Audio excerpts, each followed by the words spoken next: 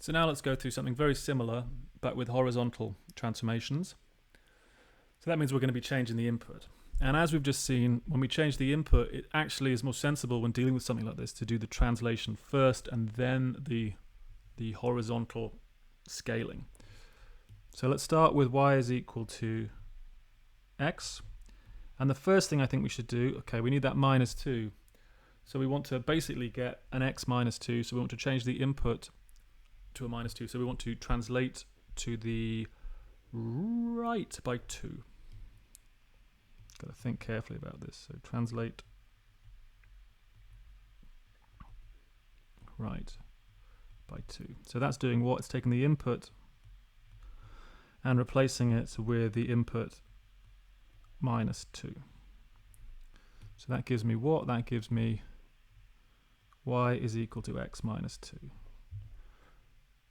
So next, well, I need to get the 3x. Well, that means I'm going to replace the x with 3x. What does that mean? That means horizontal compression by factor 3.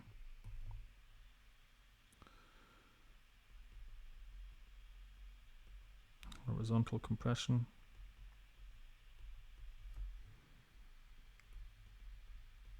by factor 3. So that would mean changing the input with 3 times the input. So this gives y is equal to 3x minus 2. Bingo, we're done. So when you're changing the inputs for something like this, it makes more sense to do the translation first and the horizontal compression second. If you can't remember that, and I completely understand if you can't, I forget as well, just do it and see what happens, right? Write it out as carefully as this, just to check to see that what you think you'll get. If you do it the wrong way, right? If I was to do the horizontal compression first and then the translation, what would happen? Well, let me kind of just show you. If I was to do the horizontal compression first,